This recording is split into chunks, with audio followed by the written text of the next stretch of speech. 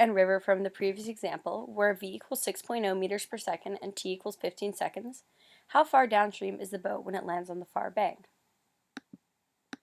So the first thing that we need to do to solve this problem is make ourselves a given box.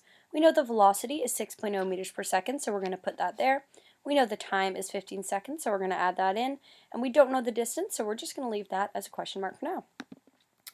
So here are just a couple of the diagrams from the previous question, so we can just have a look at those again.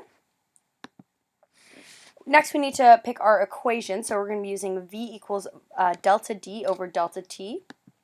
But we're trying to solve for d, so we need to rearrange the equation and isolate d. So when we do that, eventually we're going to end up with delta d equals v times delta t.